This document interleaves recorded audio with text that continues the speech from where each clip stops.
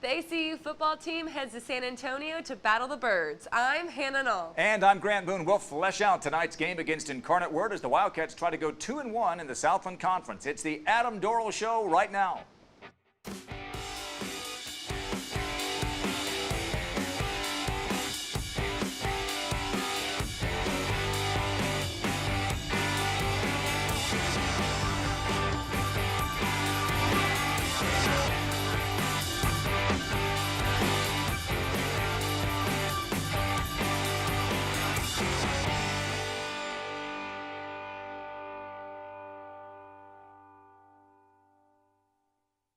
Welcome to week 4 of the Adam Dorrel Show from the JMC Network studios on the campus of Abilene Christian University. I'm Grant Boone alongside the head coach of the ASU football Wildcats, Adam Dorrel. Hannah Knoll will join us a little later in the show. ASU takes on the University of the Incarnate Word in San Antonio tonight. Coach, you're right in the middle of a tightly bunched conference. There are 11 teams in the Southland that play football. Only 3 haven't won a conference game yet. Your team is basically in a 7-way tie for second place. At this point in the season, are you even looking at the standings? No, absolutely not. No, we're focused on trying to get better each and every week and learn from our mistakes and continue to build our team camaraderie. But honestly, not at all. Leave that to me. Yeah. Yeah, and the fans. All right, so ASU plays its 5th consecutive game of the season tonight while Incarnate Word is coming off a bye week. Your team gets a day off coming up on October the 28th. What has been your experience as a head coach and as an assistant and even as a player with buys? Is it automatically an advantage for the team that's had the rest? I think it depends on how you do it. My experience, I've seen teams that do it really well and teams that don't do it well. Obviously, it gives you more prep time to get ready for your opponent. The flip side of it is it's going to be 14 days until your players have played a game. So the speed of the game could be a little bit hard to adjust to, conditioning, things of that nature, keeping them focused and in their routine. So I think it all just depends on the team you have and kind of the routine you can keep them in. Well, we will preview that game against Incarnate Word down in San Antonio a little bit later on in the show. But when we come back, highlights from last week's game at Wildcat Stadium. Stay with us.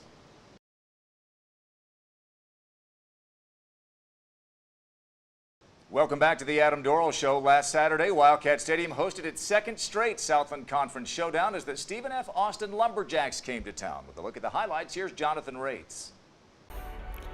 The Wildcats finished their first ever homestand in Wildcat Stadium against Stephen F. Austin over the weekend. Each team came in with plenty of momentum after conference opening wins, but it was the Lumberjacks leaving with the 20-10 victory. Similar to the game against Houston Baptist, it was ACU striking first after a trick play set up the Wildcats deep in the Lumberjacks' territory. Junior quarterback Dallas Sealey tossed the ball out wide to senior quarterback Cade Munden, who found senior running back DeAndre Brown streaking down the left sideline. But Brown couldn't get to the end zone on the play, and 3 plays later, ACU was forced to settle for a 22-yard field goal from senior Nick Grau. Grau converted, and ACU led midway through the first. Stephen F. Austin wasted little time responding, though, as Foster Sawyer capped off an 81-yard drive with a 12-yard connection with Fran Theanacho, giving SFA the lead 7-3. The touchdown was the first of 20 unanswered points by the Lumberjacks. Sawyer would later be sidelined with an injury, but the SFA offense would feel little effects of it. The teams exchanged several punts in the second quarter before SFA drove the field on the first half's final drive, and Storm Ruiz converted a 35-yard field goal as time expired, giving the Lumberjacks a 10-3 halftime advantage. Unfortunately for the Wildcats, little changed in the third quarter, and after a handful of unsuccessful possessions by both teams, Ruiz added another field goal with 2:09 left in the third to make it a 2-score lead at 13-3. Unable to get anything going on its next drive, the Wildcats gave the ball back to the Lumberjacks after another 3-and-out, and SFA pushed its lead to 3 possessions on a 5-yard touchdown run by Kijana Amos. Amos was hit near the line of scrimmage but managed to spin his way into the end zone to give his team the 20-3 advantage early in the fourth quarter. ACU would eventually answer late in the fourth quarter on an 11-yard touchdown pass from Sealey to sophomore Josh Fink, which cut the lead to 10 with 4 minutes to go in the game. The touchdown was Fink's second in as many games. The Wildcats would get one more chance down 10, but an interception by Elise Ward would ice the game as ACU falls to 1-1 in conference and 1-3 on the season. Meanwhile, SFA improves to 2-0 in conference and sits at the top of the Southland Conference ahead of a massive matchup against the number 3 FCS team in the nation in Sam Houston State. The Lumberjacks and Bearcats will play that game in NRG Stadium next weekend. The Wildcats next travel to Incarnate Word to take on the Cardinals, who haven't found the win column yet this season. Jonathan, thank you. 20-10 the final score. Stephen F. Austin now the only team in the Southland Conference at 2-0. ASU is now 1-1. Coach, you stop Stephen F. Austin on its first 2 possessions, and then on your second drive, you pull out a trick play and you go fifth-year senior Cade Munden to fifth-year senior DeAndre Brown, a double pass, Dallas to Cade, Cade to DeAndre, 44 yards. It sets you up with a first and goal. Take us through that play and why does it work? Yeah, it's what we call chop lateral, and we run so many of those RPOs, perimeter screens, that it looks like one of those initially, but the second guy steps back and makes sure he catches it clean, and then we usually give two options to throw the football. So it was a great job by Cade, nice double pass, and it would have just been great if DeAndre could have stayed in the bounds to score there. Well, I loved it personally. First of all, it's a cool play, Yeah. but personally, having watched Cade over the last 5 years, he hasn't had a lot of opportunities in big moments. He had one career start, and he engineered a 52-35 victory over Central Arkansas back in 2014. But for all the stars that every team has 2 or 3 or 4 stars, don't you have to have a roster full of guys who show up every day, sometimes for several years, knowing they're not probably going to be in a video that goes viral? No, absolutely. And Cade's one of our best leaders, if not our best leader. I say that because his work ethic is impeccable. His character, his attention to detail, the way he loves his teammates. And our kids really feel that from him. And, I was super proud of him. On Saturday, things weren't going well, and he was one of the few guys, and that's something we got to learn from, was trying to really energize our sideline in a positive way. And unfortunately, we couldn't get that done. But he means the world to our program. He means the world to us as coaches, and we're trying to find more ways to get him involved. I know you've lined him up at tight end at times in the fall camp, so he's a versatile guy who can do a lot of things. All right, so you settle for a field goal. It's a 3-0 your team. You talked before the game in our pregame interview about the need to improve in the red zone. When you look over the course of the first 4 games, is it one thing that keeps happening, or is it kind of a variety of things? Well, the thing you go back to, it's just lack of execution. And I mean, literally, it's 1 or 2 or 3 guys every time in the red zone. We run a play action pass, and the running back's the primary receiver, and he just, for whatever reason, didn't get his head around. The throw wasn't great. We felt like we should have scored on that immediately. Turn around and follow it up with a run. But long story short, just lack of execution, and we're trying to maybe take the emphasis off that a little bit, and try not to talk about it as much, so maybe it doesn't turn into a negative thing. And the other thing is we're just going to try to be a lot more aggressive down there too. Well, it was a 7-3 game. Stephen F. led it midway through the second quarter when Foster Sawyer, the terrific quarterback for Stephen F., was knocked out of the game, never returned. We certainly wish him a speedy recovery. The hit came from Bolu Anafade, who has been, it seems to me, really flourishing in his first year under Tremaine Jackson, the defensive coordinator. Is that absolutely. accurate? We've been extremely just proud of him and the way he works and the way he gets himself ready to his nutrition, to his diet, the way he takes care of himself, the way he studies the game, the way he gets rest. He is one of those kids that literally shows up to the complex every day, focused, ready to go. He plays with the chip on his shoulder, and I mean, I've been so impressed with him, and we're very proud of him and what he's doing right now. And the energy and what he's bringing to our program, I would venture to say, our kids would tell you he's probably, out of our whole football team right now, maybe the number one biggest surprise, I think. And that's a testament to him. Yeah, absolutely. Yeah, well, that's great. And Brandon Richmond's had unbelievable safety as Both well. of them have been just, it wasn't something we were expecting at that high of a level, because it's not just they're playing at a really high level. Well, it's 10-3 at halftime. It's 13-3 at the end of 3 quarters. The game's right there to be won, but a number that really jumped out at me, after 3 quarters, total plays, 75 at that point for Stephen F., 42 for your team. What are the dangers when a defense has been on the field for that long when you get into the final 15 minutes? Well, the number one thing is after I got in, and I was just, as a head coach, I was really disappointed, because I felt like our defense played well enough for us to win that football game. What we try to do offensively is never put them in a bad position. And we lost so many possessions with those turnovers. And that's where all those extra plays are coming in. And so we put those guys in a bad position the entire night. It kills you because you just wear down. And we're not at the point right now in our program where we have that depth that we need.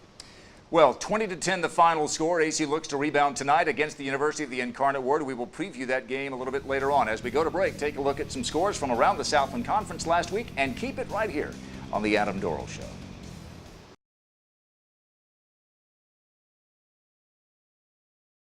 This week on the Optimist Sportscast.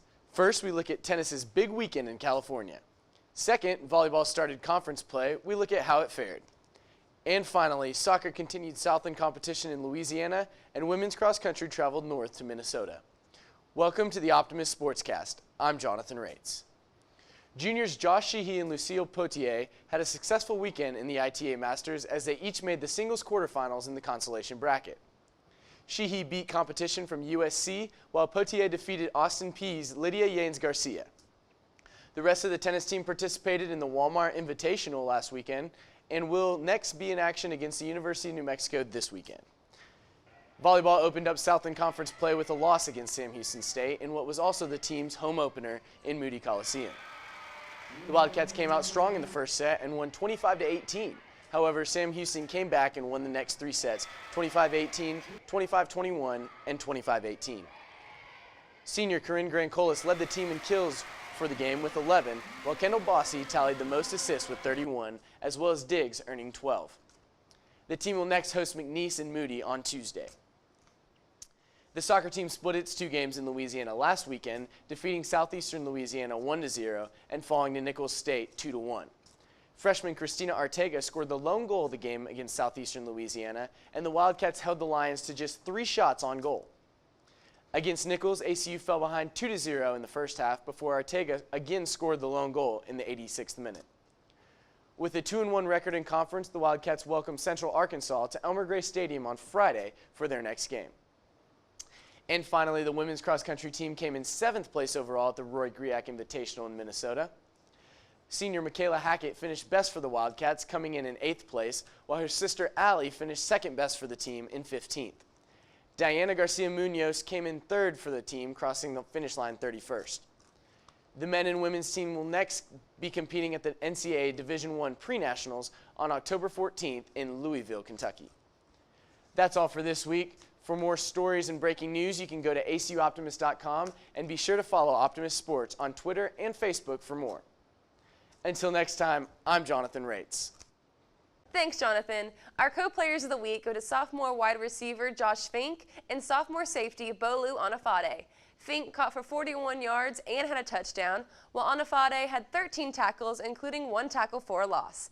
He leads the team with 36 total tackles on the season, while Fink is tied for the team lead with Carl Whitley with 2 touchdowns.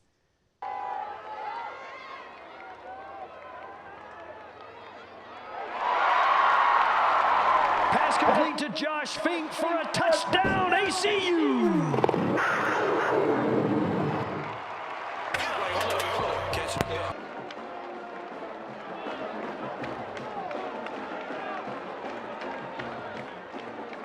Just execution, doing your 111. Everybody does their job, we're going to come out victorious. I didn't really like to think about it that much. I was just doing my job. You know, as a safety, if I have to make a tackle, I have to make a tackle, so I was doing my job for the team. Almost everyone on campus knows the name Tegan Reeves, but not everyone knows his love for sports. Tegan is the son of ACU softball coach Bobby Reeves and his wife, Robin Reeves. Tegan has been working with the football team where Coach Adam Dorrel let him get a few reps in at practice, and it was caught on video. The video went viral around the ACU community, receiving over 100 retweets and over 300 likes.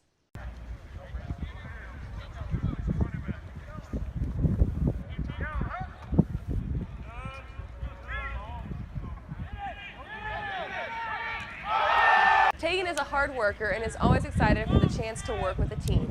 His name is known from the social clubs to the band, but especially around the athletic department where he also practices baseball.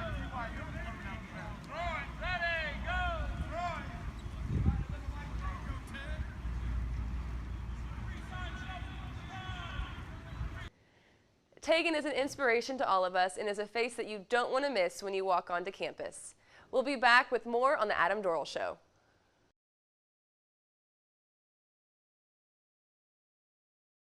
Back here on the Adam Dorrel Show, take a look at this week's Southland Conference schedule. It includes a good one.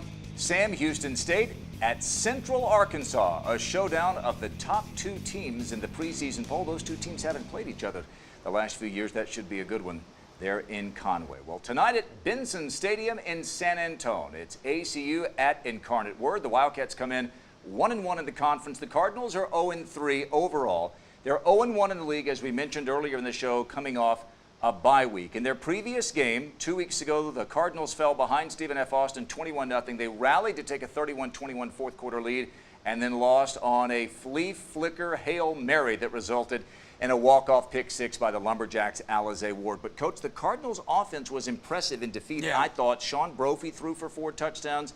Derek Mitchell, a transfer from the University of Iowa, ran for 168 yards. Yeah. What impresses you about their offense? Well, this is a really good football team. If you look at who they played, they lost to Fresno State, who's an FBS football program. They lost to Sacramento State on the road, who's playing really well right now, playing at a high level, and then losing to SFA, who's 2-0 in our league. And so you could argue they probably have had one of the toughest schedules in the FCS to start. So running back's hard-nosed. He runs downhill. They're challenging because most teams in our league are running a spread-type offense. They're not. They're lining up with the fullback tight end and really just trying to bludgeon you and hit you hard and run off tackle and a lot of play action off of it. A little old school, isn't it? Yeah, very old school. It's fun to watch.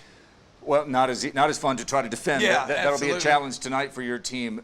Offensively, when your team has the ball, it has been a little bit of a struggle. And sometimes early in a year, defense is a little ahead of the offense. Most important thing for your offense tonight is what? To come out and to play hard, to value each position, to try to get guys to do their 1/11th, and then just try to play loose. We've tried to simplify things this week and be a lot more aggressive. 1/11th, meaning each guy has his job to do, right? Absolutely. You got it. Real quickly, there's been some rain. Autumn has finally arrived in Abilene. As you'll discover here, it's a little later than in other parts of the country. What do you do with your team when it is pouring down rain? You still practice? We practice. We go out. We went out in it this week and practiced. And, as long as you don't have that lightning, and I think it's awesome. I think it builds character and toughness and teaches guys ball security and really how to focus at practice. Well, kickoff is set for 6 o'clock tonight down in San Antonio. We'll have the pregame show for you beginning at 5:30 on 98.1 FM The Ticket and around the world on ACUsports.com. For Hannah and for Coach, I'm Grant Boone. Thanks for watching. Enjoy the game, and we'll see you next week right here on The Adam Dorrel Show.